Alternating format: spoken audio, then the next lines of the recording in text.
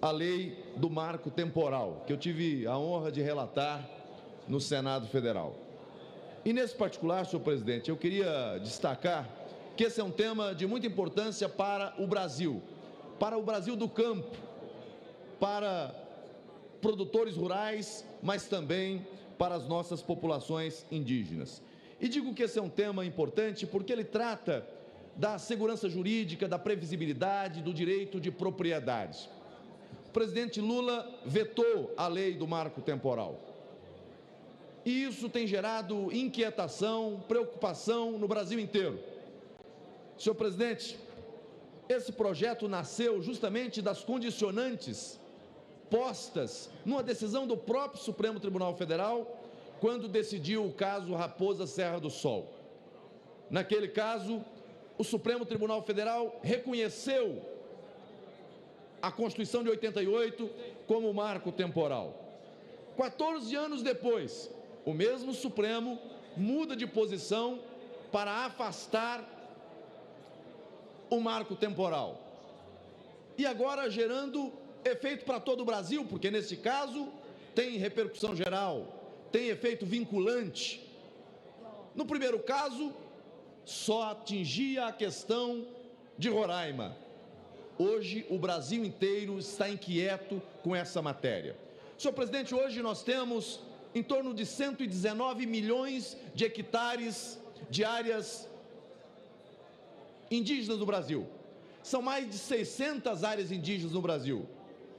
Sem o marco temporal, sem essa lei, nós teremos mais pelo menos 118 milhões de hectares destinadas para áreas indígenas no Brasil.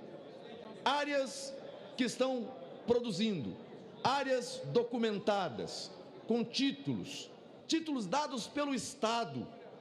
Brasileiros que confiaram no Estado, que receberam o título, estão nessas áreas há 50 anos, há 100 anos, e que de repente agora se vê numa situação em que o documento que o Estado brasileiro lhe entregou não vale mais nada. O que vale agora é uma interpretação que diz que o marco temporal não se aplica e que, portanto, o direito dele é inexistente. Senhor presidente, nós não podemos conviver num país de tamanha insegurança jurídica.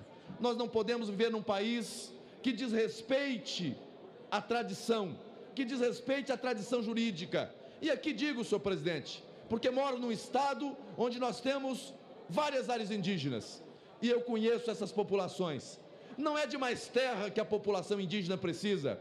O que a população indígena precisa é de mais assistência, é de mais cuidado, é de mais proteção, é de mais oportunidade, é de mais liberdade. Porque tem terra, mas não pode produzir. Tem terra, mas não pode gerar o seu próprio alimento. Tem áreas que são áreas intocáveis. E aí, o governo federal, que diz proteger os índios, não leva para lá estradas, não leva para lá escolas, não leva para lá saúde, não leva para lá educação de qualidade. Essa é a realidade do Brasil. Então hoje nós teremos a oportunidade de enfrentar os vetos que o presidente Lula fez em relação à lei do marco temporal e devolver a esses brasileiros que estão produzindo. Agora veja, o setor produtivo no Brasil, ele conta hoje com em torno de 63 milhões de hectares. A área indígena, ela é quase o dobro. São 119 milhões de hectares para áreas indígenas do Brasil. Para uma população indígena que chega a 1.700.000 índios. Aliás, aqui um dado. No censo de 2010, o Brasil tinha 896 mil índios. Agora, o censo aponta para 1.700.000 índios. Alguém pode dizer uma procriação histórica?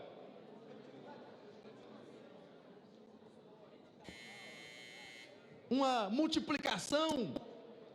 Mas não é por nascimento de novos índios, infelizmente.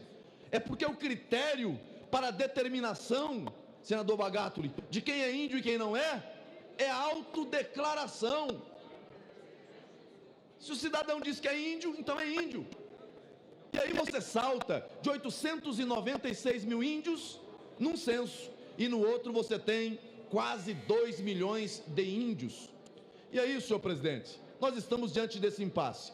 E esse é o momento em que o povo brasileiro, o setor produtivo, conta com o Congresso Nacional para derrubar os vetos ao marco temporal e garantir segurança jurídica para quem está no campo produzindo, segurança jurídica para quem está na terra e paz no campo. E digo paz porque a ausência de um marco legal que estabeleça... Estou concluindo, senhor presidente. Um marco legal que estabeleça essas garantias vai significar mais violência no campo. A intranquilidade já existe. Vejam, os senhores, o que está acontecendo no estado do Pará hoje. Lá no meu estado de Rondônia, várias áreas também com grandes preocupações. O Brasil não pode conviver com esse nível de insegurança, com esse nível de violência. Nós não queremos violência, nós queremos paz no campo, para índios e para não índios, e paz para quem está trabalhando e produzindo alimentos para o Brasil e para o mundo. Muito obrigado, senhor presidente.